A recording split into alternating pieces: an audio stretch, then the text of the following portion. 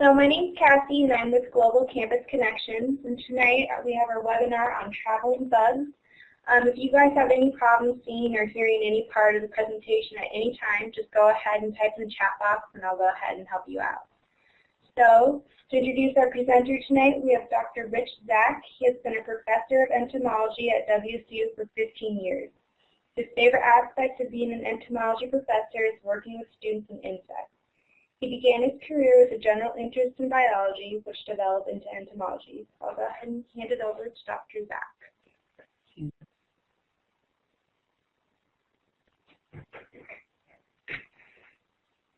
Okay, good afternoon, good evening, whatever time it is. And again, my name is Rich Zach. I'm an entomologist here at Washington State University, and I'm going to spend some time with you this evening talking a little bit about insects and other types of arthropods that you might encounter as you take some travels this summer or really any time. So we can get started, I think.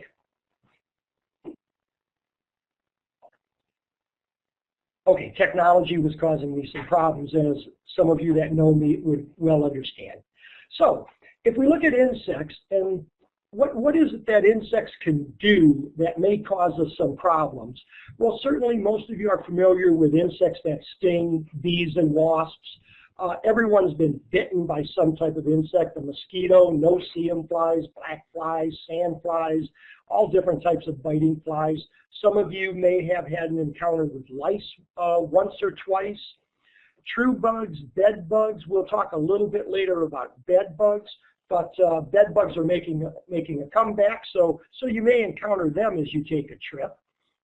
Bugs that vector pathogens, these are the ones that we'll spend a little bit of time on, and these are the ones that really can cause us the most serious types of problems. And these would be various mosquitoes, certain types of flies, kissing bugs, ticks. We have insects that are just plain nuisances, things like cockroaches and flies. Anyone that's ever visited a tropical country realizes that cockroaches are just a part of life in a lot of places. And then I'll spend a couple minutes on an insect that you might encounter if you head down to Mexico or Central or South America, and these are bot flies. And this is actually kind of just a plain gross insect. So the point of my talk, and what I really want to leave you with today, is that a little bit of prevention on your part before you go any place can really solve a lot of problems that you may encounter when you get there. You really need to be aware of any possible concerns. So you know where you're going, okay? You know what you're going to do when you get there. So what might be some insect problems that you'd run into through those various activities? And the way you can find out is probably the most efficient way today is just explore available information sources. So for most of you, that's going to be some type of web search. And there really is a lot of good information on the web. You may want to discuss any concerns that you have with your medical provider, but a lot of times I think what you're going to find is the medical provider really doesn't know much more than you're going to know after you do a nice web search. So, but you will want to talk with your medical provider in case you need any inoculations, malaria pills, or something along those lines. And they'll certainly help you out there. Before you go, obtain the proper medicines and repellents. Don't rely on an idea that, well, when I get to Guatemala, I'm going to be able to get these malaria pills. Or when I get someplace, I'm going to be able to find the repellents and things that I need. You may, but you may not. So make sure you have whatever you need and take it with you before you go. And something that I always tell people is prepare yourself psychologically. In the United States, especially in Washington, we don't really have a lot of problems with insects. We don't encounter them very often.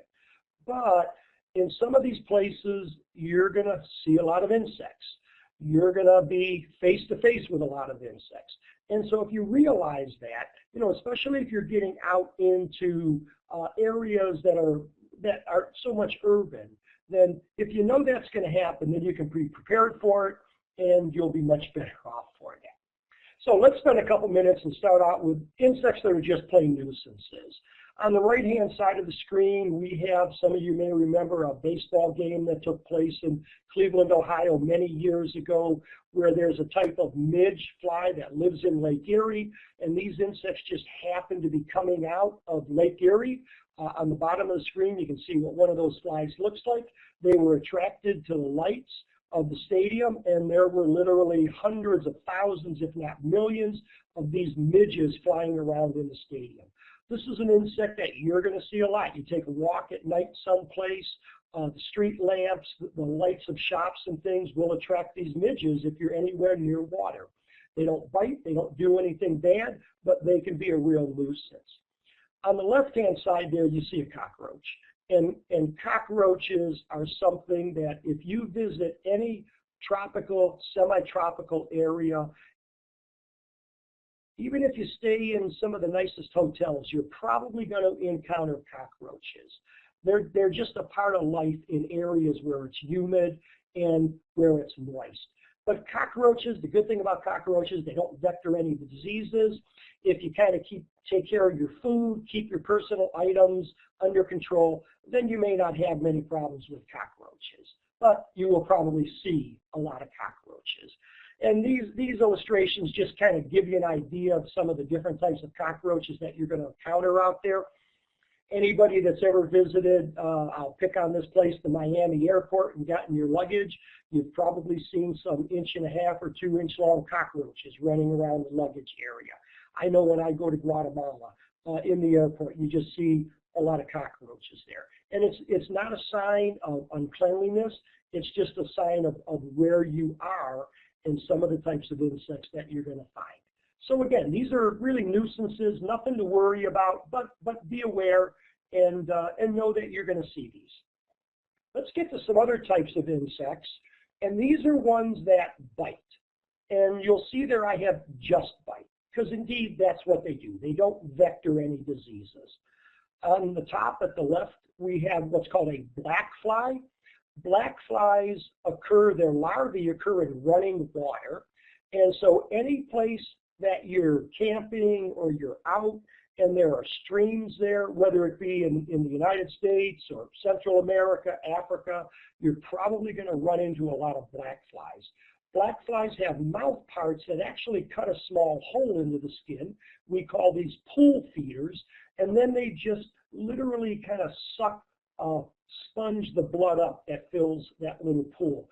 On the bottom left there, you can see what black fly bites would look like on the ankle of a person. Actually, that person happens to be one of my friends that does a lot of entomological work with me in Central America, and that's how he reacts to black fly bites. On the right-hand side there, you see what's called a deer fly, and you can see the mouth parts hanging down there. They're a lot larger than black flies. They can get to be 1 inch or even 2 inches in length. But again, they cut a small hole into the skin, allow that hole to bleed, and then they literally kind of just sponge that blood up. So these would be 2 biting insects that you're going to find, especially if you're out of doors, if you're doing some camping, if you're anywhere where water is, you're probably going to run into these insects. Nuisances, you can see on the top right, that's actually a sandfly. But sandflies and Nuisances, the Nuisances are on the hand on the left, are very small insects, about the same size. They bite much like the black flies do. They cut a small hole into the skin and allow that to bleed. But they often have a saliva. What causes the reaction in the skin is the saliva. And so you can see on the bottom a reaction to sandfly bites, much like we saw with the black flies. And on the right and on the left-hand side there, you can see a lot of Nuisances, gives you the size of those insects. And you can see where they've been biting and those little reddened areas that are developing, where a small amount of bleeding has taken place. So there are some problems with sandflies, and actually they vector a relatively serious disease. But that disease is primarily confined to the Middle East. So we're not going to worry about that too much. But if you're spending any time in North Carolina or Florida and you're going on the beaches a lot, you may very well run into sandflies. Luckily, they don't vector any diseases in the United States, but they can be a real nuisance type of insect. Lice. Lice are an insect that I think most of you are familiar with, and some of you may have actually had lice at one time or another. Lice are cosmopolitan. Lice are found everywhere in the world where humans are found. Lice are transmitted through some type of contact. That contact can be direct, so person-to-person contact, or it can also be indirect contact through clothing, and we'll talk about that in a second. There are some louse-borne diseases, but in today's world, they're not really a significant concern, so we're not going to address those too much. But any place that you go visit, and especially if you're in an urban area or you're getting out of that urban area, you may run into lice. Head lice are very common in all parts of the world. In the middle there, you see what's called a pubic or a crab louse. And on the right-hand side, we have a body louse. These are the three types of lice that feed primarily on humans. And as I think most of you know, these are lice, or all of these lice actually feed on blood. So let's look at the head louse. Head lice are the most common type of lice that you're going to encounter. They confine themselves to the scalp, to the head. They never leave the host, so they never leave the person. They actually have a little behavior where they glue their eggs, as you can see in the illustration, on hair shafts, and those eggs then will remain on the host. The eggs hatch, so the life cycle just continues on the host of a person. Luckily, head lice are not a medical concern, but they do remain on a host. The way that you get head lice, or the way that children get head lice, or anyone gets head lice, is by sharing something that has come into contact with the head of a person that has lice, a scarf, a brush, a comb, a hat. And some of those lice get caught in that scarf, whatever it is, and then when that scarf is used by a second person, they're actually moved to that second person. So really the best way to avoid head lice is just not to share articles of clothing or brushes with people. Another way to get head lice, though, is if you're staying in certain types of motels or hotels, and this is really, you're out in the country and maybe they're not changing those sheets very frequently, or they're not changing the covers on those pillows, then again, someone uses that pillow. Some of the head lice actually get on that pillow. You're the next person to use that pillow, and before you know it, you've got a case of head lice. So a common concern that I have when I stay in any hotels, no matter how expensive or how inexpensive they are, is that I do a look around. I usually brush the pillow off. I look at the sheets. I look for certain types of insects. And one of the insects that I would look for would be lice, and a couple others that we'll talk about in a few more minutes. The body louse is the second type of louse that occurs on humans. This one's a little different because it doesn't remain on the host.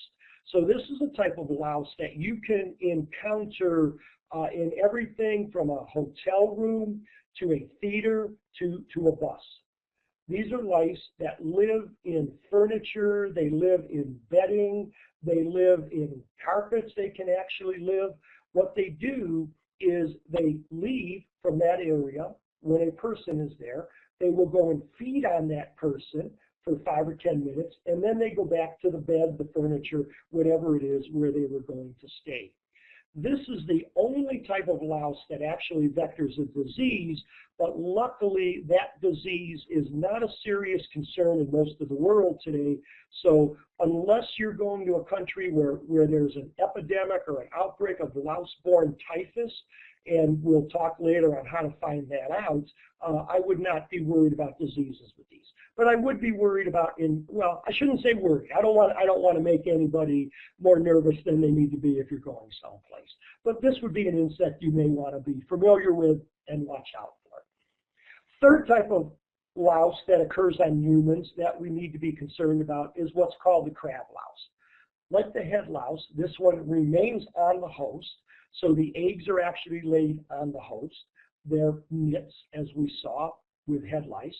This louse does not vector any diseases. It can cause severe itching and reddening of the skin, but it does not vector any diseases.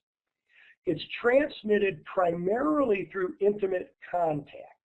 So if you're out and about and you happen to be getting a little more, say, in contact with locals than you should be, this is a louse that you might actually find.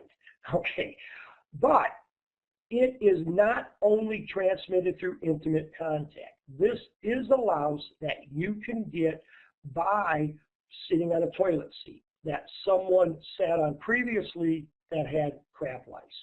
So probably another take-home message is before I sit on any unfamiliar toilet seats, I wipe those toilet seats off just to make sure there are no crab lice on there. Crab lice are kind of interesting in that we think of crab lice as occurring in the genital area, which they do, but crab lice can be on any part of the body where you actually have heavy or coarse body hair. So on the bottom, on the right-hand side there, you see an infestation of crab lice in someone's eyelash hairs. You can have crab lice in underarm hairs. You can have crab lice in beards and mustaches. So it's not just confined to the genital area. So the thing with lice is you just want to be careful who you associate with when you go to places. Borrowing clothing, etc., would be something you'd want to avoid. Let's move to an insect that is probably the most familiar to travelers, and this is one that I do want you to be concerned about a little bit. And these are called bed bugs. And you may remember when you were a small child, somebody said to you, good night, sleep tight, and don't let the bed bugs bite.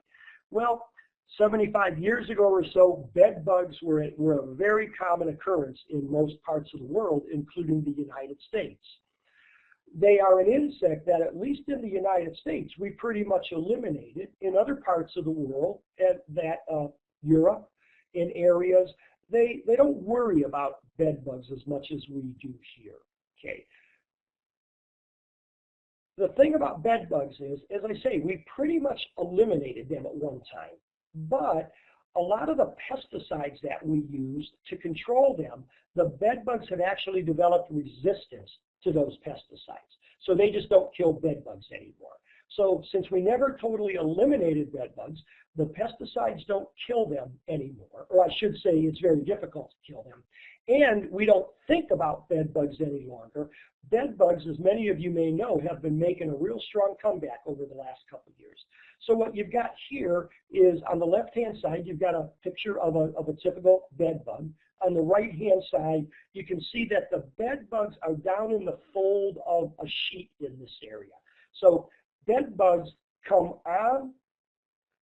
actually live off of the host, so they will live in the bedding. They'll live in dresser drawers. They'll live in a lampshade. They'll live between the pages of the Bible that's inside the dresser drawer. Okay, they do not stay on the host. At night, they are nocturnal feeders. They will then leave those protected areas. They will go to the person that's in the bed, or you can have bed bug infestations in feeders. You can have bed bug infestations in dressing rooms of clothing stores, etc. They will come out, they will feed on the person for anywhere between 5, 10, maybe 15 minutes, and then they actually leave that person and go back and hide again.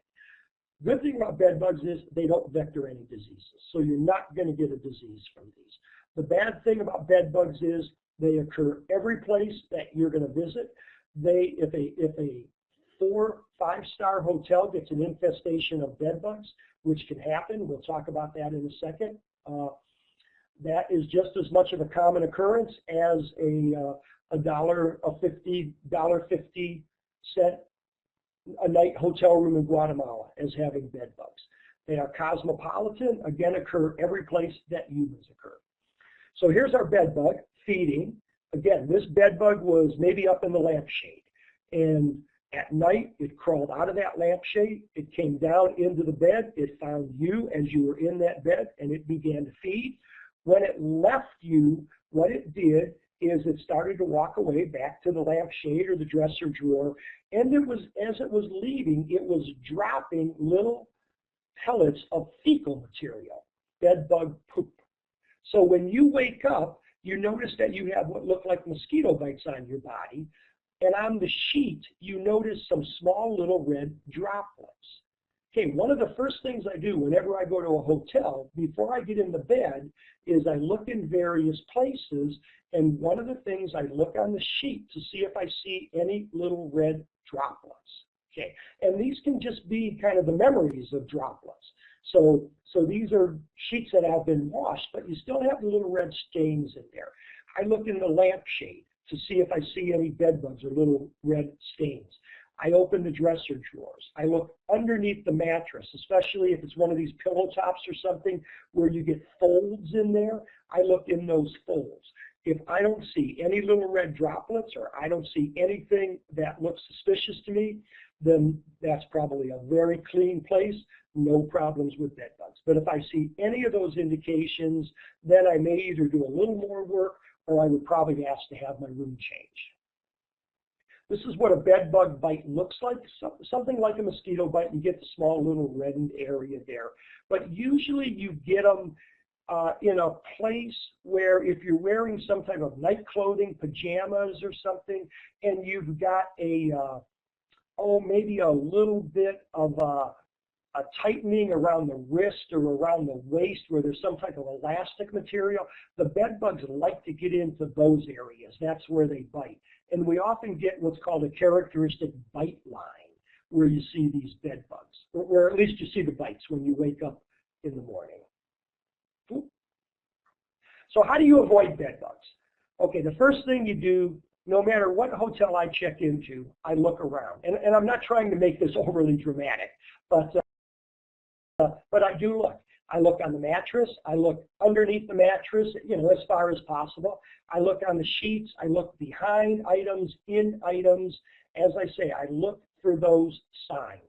If I find the signs, I try to find a new hotel room. If I don't find the signs, then the odds are very, very good that that's a clean room. You're not going to have any problem. One of the things I always do to keep bed bugs from coming back to my house is when I come back from someplace where I think there might even be the smallest possibility that I'm bringing bed bugs back with me. Remember, to check into the hotel room, you put your luggage on the floor, you unload your luggage, the bed bugs come out at night, they feed on you, then they're going to go to find some hiding places. So what they're going to do, your luggage is a great hiding place. You stay in that hotel for 3 or 4 days, you load up your luggage, you come back home, you take your luggage into the bedroom of your house, you unload it, and the bed bugs crawl out, and now you've got a bed bug infestation. So as I say, if I ever go any place where I think there's even the smallest possibility of bed bugs, what I do is when I get home, I unload my luggage in the garage or someplace where if there are any bed bugs in there, then those bed bugs are going to come out, but they're not going to find anything to feed on for a couple days. So they're going to die. So bed bugs can be found anywhere, okay? But if you take some very simple precautions, you're probably not going to have a problem with bed bugs and you're not going to bring any home with you. Insects that we encounter more often no matter where we go, and this is especially true for those of you that like to do a lot of hiking, some camping. So you're going to go someplace and you're going to sleep on the beach or you're going to tent, whatever you're going to do, are insects that sting.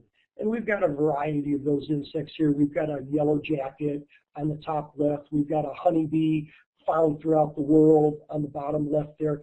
On the right-hand side, we've got what's called a fire ant, and that is an ant that actually bites and stings at the same time. We'll see some images of that in a second. And on the bottom right, we've got the business end of one of these stinging insects, and that is the stinger itself. So that white ball is actually what's called the poison sac. The poison is mixed. It is set down into the middle structure, which is just a muscle that pumps that poison then down through the stinger, as you see, into the skin. So as I say, anytime you're spending a considerable amount of your vacation out of doors, you're probably going to run into stinging insects of one type or another. Bees, wasps, ants, all of these are very, very common. I spend quite a bit of time in Micronesia, in Guam and the Mariana Islands, and they have a number of different types of stinging insects there.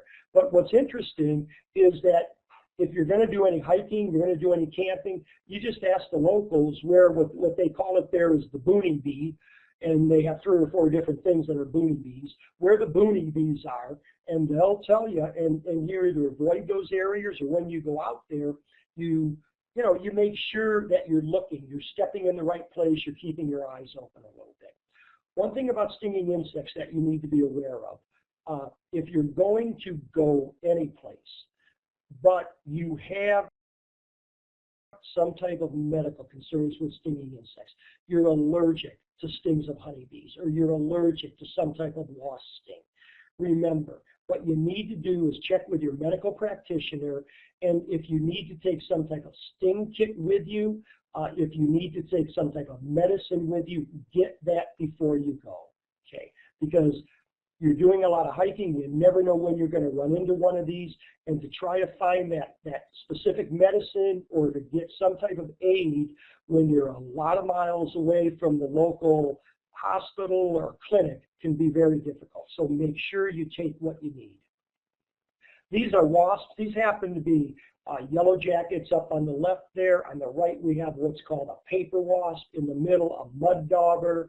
On the left, a sand wasp. Any of you that have ever spent any time in sandy areas along beaches or sand dune types, you're very familiar with sand wasps. On the right-hand side on the bottom, we have what's called a tarantula hunting wasp. There are literally hundreds, if not thousands, of different types of wasps that can sting. So again, when you're doing a lot of outdoor activities, you want to make sure that you're familiar with what might be there, the habitat that you're going to be in, and you're watching out for them.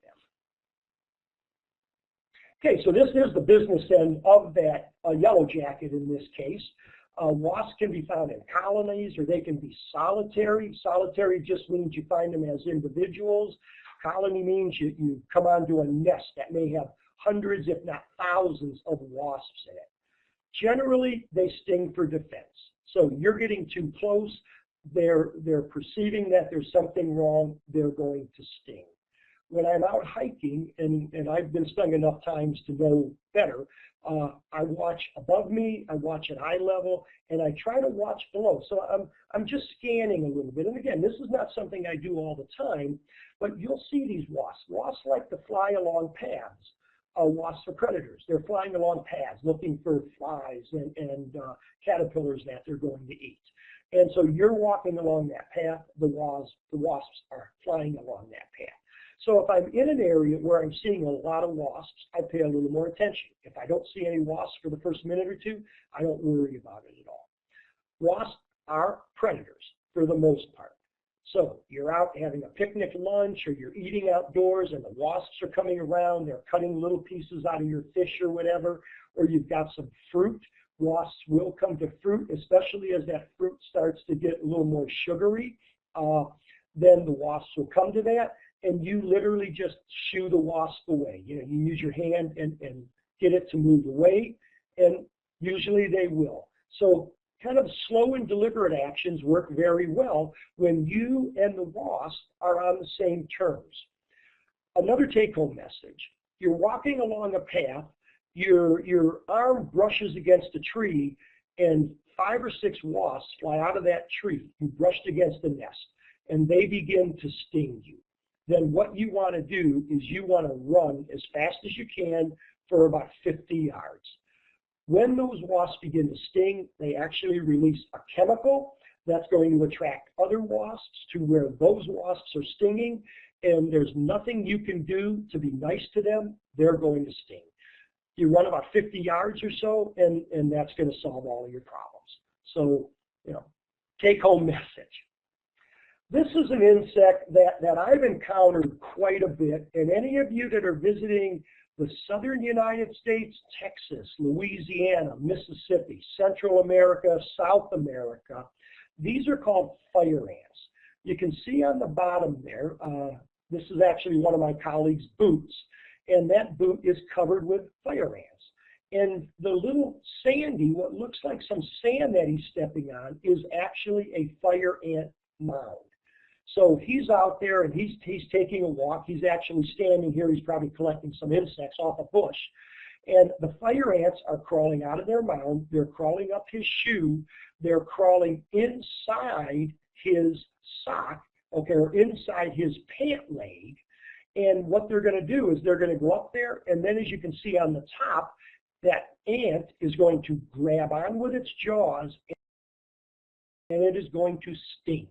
They are called fire ants because when they sting, it's a very burning type of sensation. And on the right-hand side of the top, you can see my colleague's foot. So in this case, those happen to be fire ant stings. You learn very quickly if you're in an area with fire ants and you spend any time out of doors to always look down. Whenever you see those little mounds like you can see on the bottom, you just avoid those. You don't stop there. You don't stand near those. There's not much you can do about fire ants when they get on you. If you're taking a hike and you notice 3 people in front of you all of a sudden drop their pants and start to slap their legs, you can be pretty darn sure that they hit a fire ant mound. Okay. You can develop allergies to fire ants. And again, what you're developing an allergy to is that toxin that they're putting in. So that's something that you want to be careful to. You can see my friend's leg. That is a relatively severe reaction to the stings. Now, he'll get swelling, and there's been once or twice where he's gotten some very minor breathing problems. Okay, but again, this is like you can to yellow jackets, like you can to honeybees, you can develop allergies to these. So you want to be careful. They're easy enough to avoid. The first time you stand on a fire ant mound, you'll learn very quickly to avoid those.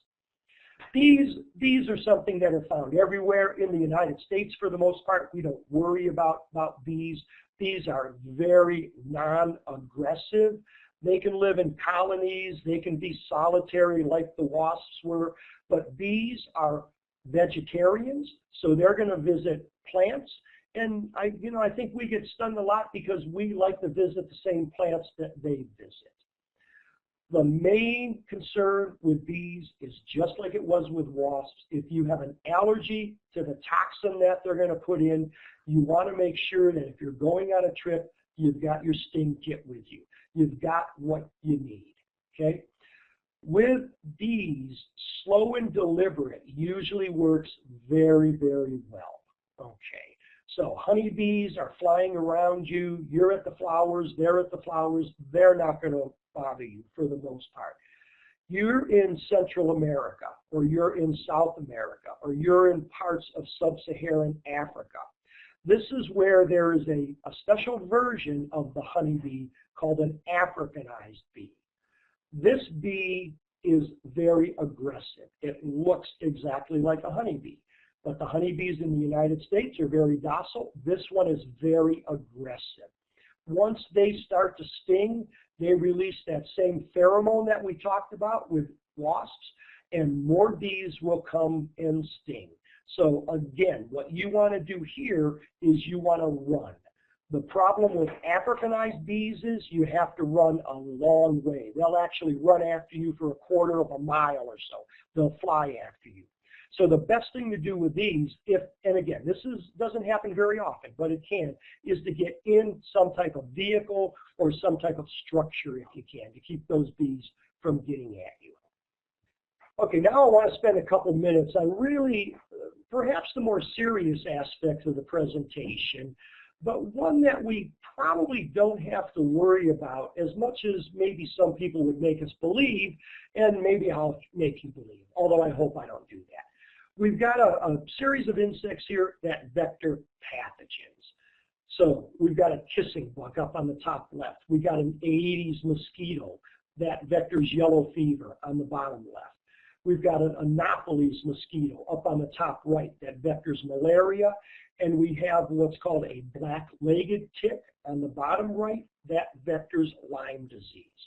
So these are insects that actually take a pathogen, a germ, into their body, and then they move that germ, that pathogen, from person to person or animal to person, and when that pathogen gets into our body, it causes some type of disease. Okay, again, excuse me. There are many, many hundreds of types of arthropod vector diseases, or what we call Arbodiseases. Most of these are very minor. You may take a trip to Puerto Rico, Central America, Mexico, Africa, the Middle East. You come back with some flu-like symptoms. You know it's not the flu. What you probably encountered is some type of viral Arbodisease. 3 or 4 days of flu-like symptoms, you heal up, and it's just like nothing happened. Okay. The only way you will ever know if you actually had an Arbodisease is you can have a blood test conducted where they will look at your blood, and what they're going to look for is some types of signs of that disease. Okay.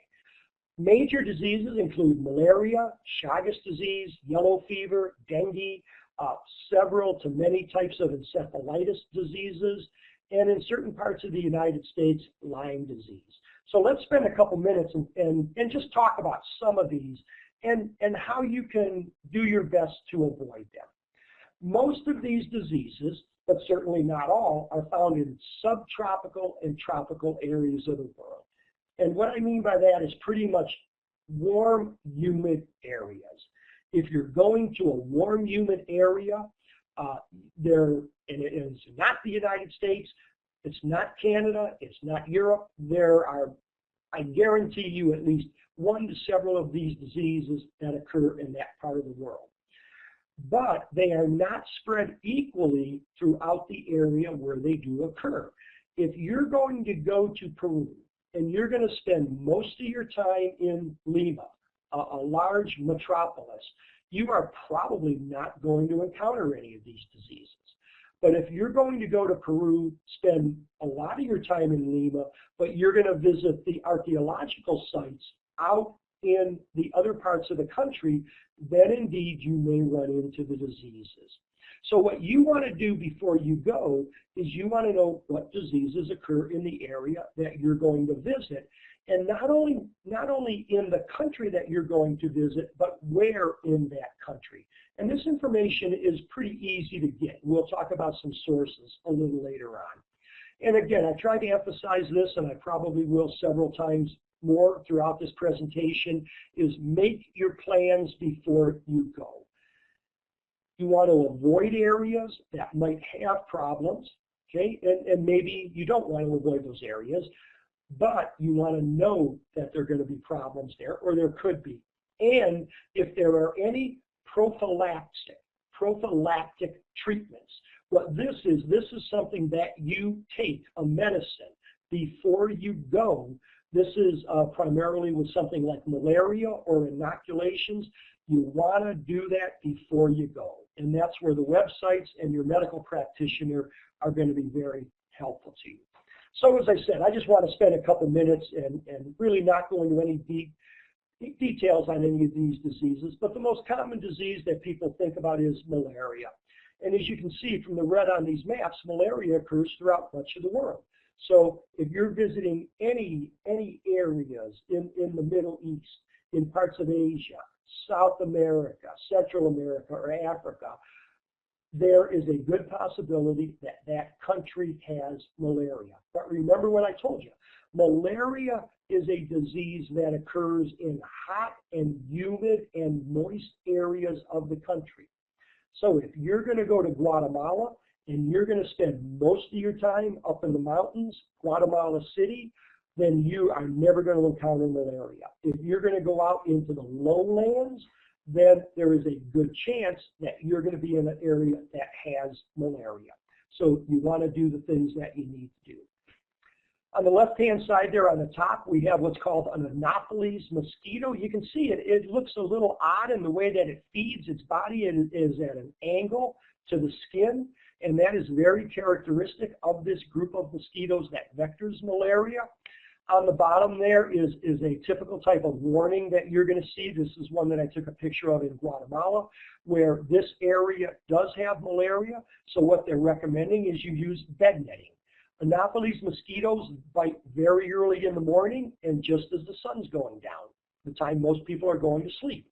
So Bed netting is very common. A lot of the hotels that you stay in when you're out in the country, they'll provide you with bed netting. Use it. It's really good to use it because what it does is it just keeps the mosquitoes from biting you. The mosquitoes don't bite you. There's no chance you're going to get malaria.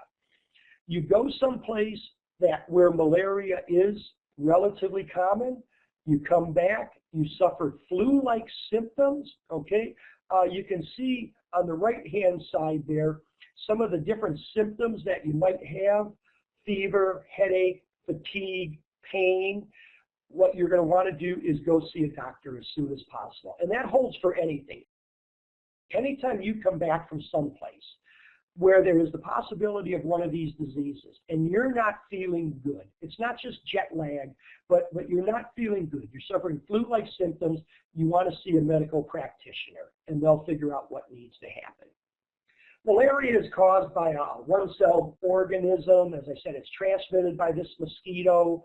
You know, we talk a lot about malaria, but some of the latest data that I could find in 2010, of people returning to the United States, there were only 1,700 documented cases of malaria. So you think of all the people that go on trips, that's not a lot. Now that doesn't include military. If we had the military in there, there'd be a lot more. So this is just, you know, the common person that's taking a trip someplace.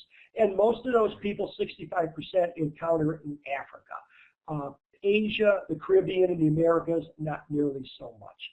But you come back, you're suffering these fever-like symptoms, okay, chills, headaches, and often this occurs at intervals of 4 or 5 days.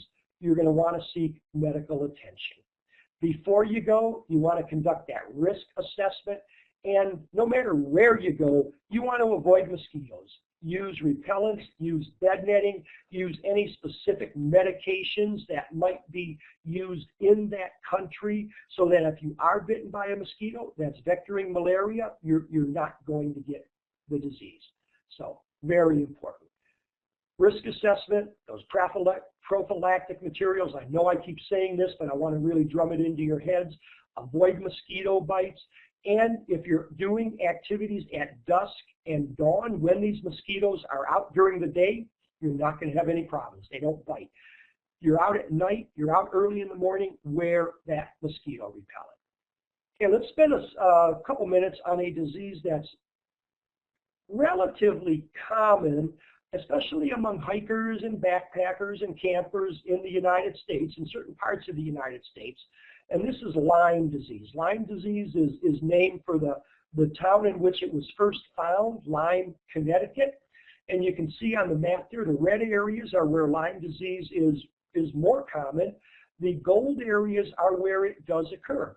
So even if your vacation this summer is going to be hiking in the Cascades or the Olympic Mountains or Western Washington or the Sierra Mountains of California, there is a chance that you can get Lyme disease. The tick that vectors Lyme disease is a very small tick. You can see it on a fingertip there. It's called the black-legged tick.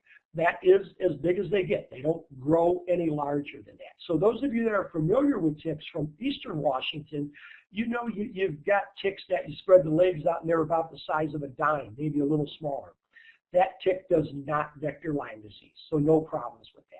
So you're doing some hiking in the Cascades, or you're in Connecticut or New York, you're hiking out there, you're spending some time out, you notice on your body someplace you have on the right-hand side on the bottom there, that little rash-like area. We call that a bullseye rash. That is very distinctive of an individual that was bitten by one of these black-legged ticks. And that is one of the first signs that you may be developing Lyme disease. Lyme disease is relatively easy to treat. It is caused by a bacterium, vectored through the bite of that tick. Okay. Symptoms, these fever-like symptoms. The good thing about Lyme disease, or the good thing about the ticks, is often they'll be on your body, they'll be walking around, they don't cause any problems for a while. So if you have ticks on your body, just basically take them off. If you develop any of these fever-like symptoms, visit a medical facility. Okay? This disease is relatively easy to diagnose in the beginning, and once it's diagnosed early, it is very easy to treat. But if it's not treated early, then you can have problems in the long run. So this is something that I think a lot of people that hike these areas is familiar with. If you do hike these areas and you're not familiar with Lyme disease, then you probably want to become familiar with it. A disease that's relatively common, now not so much, this is a disease that occurs in tropical areas, but occurs in higher, more temperate areas, not in the wet and humid. And this is called Chagas disease. And again, we have an illustration there of a roadside sign that I took when I was in Guatemala, talking about the presence of kissing bugs, okay, that vector Chagas disease. This is a big bug. You can see it on the bottom there. The insects that vector Chagas disease are about an inch and a half in length. So you're spending some time with local people up in the mountains in Guatemala, Colombia, Peru. These are insects that live in the thatching of the local huts. They come down at night. They're nocturnal. They take a blood meal. Believe it or not, that inch and a half long insect feeds on your face someplace. They call them kissing bugs. You wake up in the morning and you have a swelling like that young boy does on the right. That is a sign that you were bitten by a kissing bug. It is not necessarily a sign that you have Chagas disease, but it does mean that you were bitten by a kissing bug. So Chagas disease is caused by another parasite, and we're not going to worry about that too much.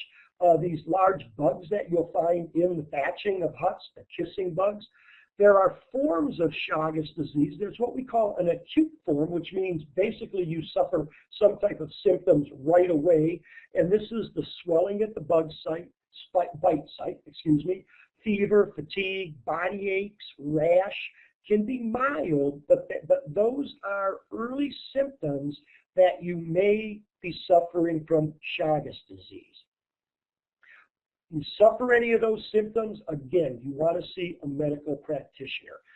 Chagas disease is very interesting, or at least I find it interesting, in that when the bug bites you, it does not place the pathogen into you through the bite. When it's biting you, it is actually defecating, so it's pooping, okay, next to where it's biting. When you wake up in the morning, you are itching, so you scratch your itch, and what you do is you literally scratch the pathogen through the bite of the bug into your body. That's how you get it. So a very simple way to keep from getting this disease, and actually a really good thing to do, is carry today. I always carry some of these little bottles of an antibiotic. When I wake up in the morning and I've got bug bites or I've got whatever, and believe me, I scratch as much as anybody else, but the first thing that I do is I actually clean those with an antibiotic. So I either wash them good or use one of these antibiotics, and that will take care of a lot of these problems. It's very simple to do, but it's something that, as I say, when I'm out in these areas, I do all the time. A disease that I have had is dengue fever. And again, another Guatemalan sign there. Guatemala has a lot of diseases, talking about dengue. You can see the distribution. Dengue is vectored by an Aedes mosquito, a very beautiful mosquito, but a very persistent biter. Okay. Dengue is a viral disease, and there are several forms of it that can be either more or less benign. Dengue is a disease that often occurs in outbreaks. So there may be many years where very few people get dengue, but then all of a sudden something changes in the environment, the weather, and we start to see numerous people getting that disease. Again, the locals are going to know about that, and certain websites are going to know about that. The way to avoid dengue is always sleep in rooms with mosquito barriers, bed netting, okay. You think I'm in the tropics. I want to be in this open area when I'm sleeping, and that's great. It's beautiful to sleep on a hammock out someplace, but that's an open sign for mosquitoes to come in and bite. So you really want to try not to let those mosquitoes get you. use your repellents. Please use your repellents anytime you go to any of these places. Or today, a lot of you may be familiar with insecticide-treated clothing that you can buy, clothing that has a permethrin insecticide in it that will keep mosquitoes, other biting insects from biting you. Works very well. You buy some socks. I buy impregnated socks all the time now. Oh, another little trick that I forgot with things like fire ants is when I'm walking through a pasture, when I'm walking through any type of area, what I do is I wear long socks and I place my pant legs into the sock. So as those ants or whatever are walking up my shoe, walking up my sock, they don't curl under and go under my pants. They just keep walking. So always stick the bottom of those pants into your socks when you're out there hiking. Okay. Dengue, severe headache, eye pain, joint pain, they call it break bone fever because it's like in the bones, it feels like your bones aren't breaking. Seek medical attention if you have any of these circumstances. And again, most of these diseases are relatively easy to treat if you seek that medical attention up front. Let's move from kind of the serious perhaps to the not so serious now, but something that more people worry about than the serious. And this would be spiders. Spiders are every place. Spiders do a lot of good things. Many spiders are very beautiful. When you're out hiking and things, look for spiders, take pictures of spiders. A lot of good things going on with spiders. But there are a few spiders that you want to avoid. The good thing about the spiders that you want to avoid is they want to avoid you. Okay, this is a representation of a black widow spider. So, very common, even if you've never seen one, I think you all know what they look like. This would be our Pacific Northwest version of the widow, but throughout the United States and other parts of the world, there are many other widow spiders. They all do about the same thing. They are very secretive. They are not aggressive. They usually live under something. So if you're out, you're moving firewood around. I mean, you're picking up things off the ground to move someplace. This is where the spiders would be. The spider is going to bite, but only when that spider is caught between your hand and whatever it is that you're moving. Again, they are not aggressive. They cause a neurological damage. So they're going to cause fever-like symptoms, headaches, perhaps some vomiting, some muscle aches. For the normal, healthy person, that'll last a day or two, a couple days at the most, and then you're going to come around. There would be no problems from this type of spider.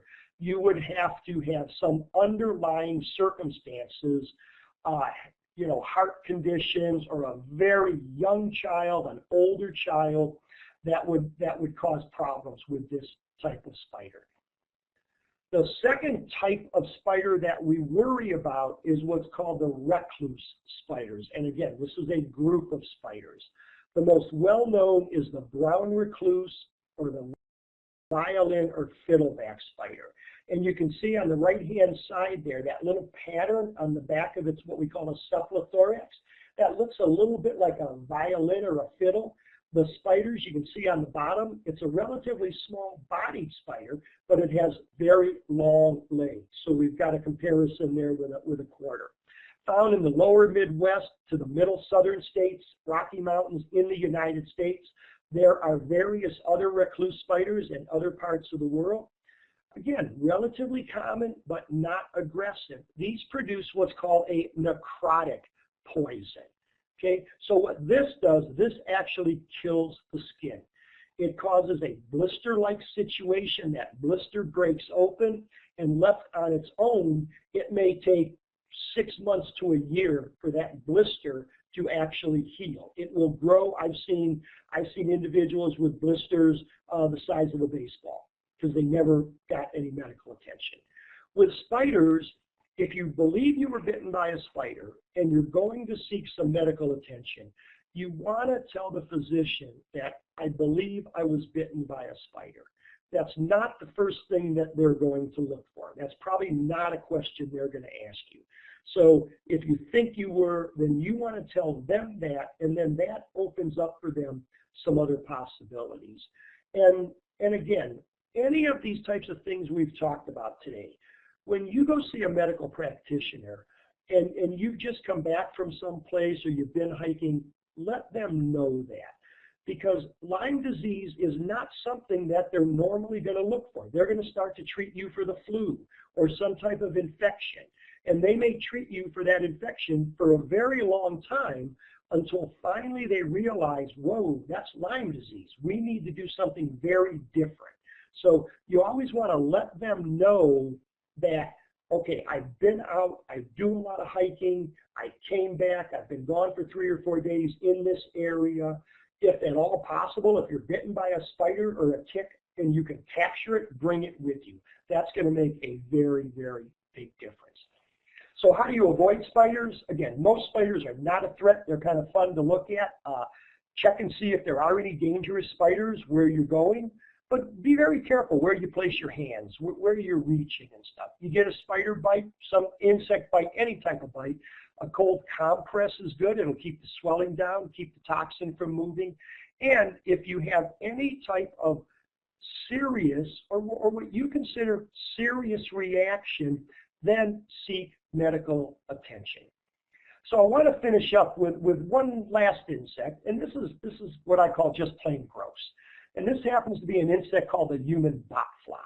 And you can see on the map there, Central America down into South America. This is an insect that the fly is about the size of a housefly. Excuse me.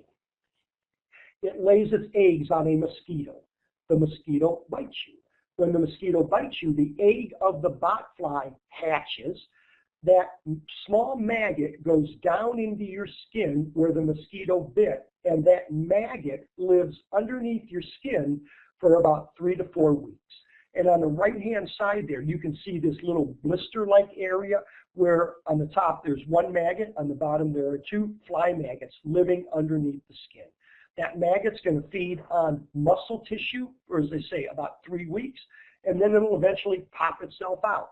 There are a lot of ways to get rid of botfly maggots. What I usually tell people to do, and this is not uncommon. I've never had one. I've had several graduate students that have, and we usually just send them to a physician and they just cut the thing out. So it's not a problem.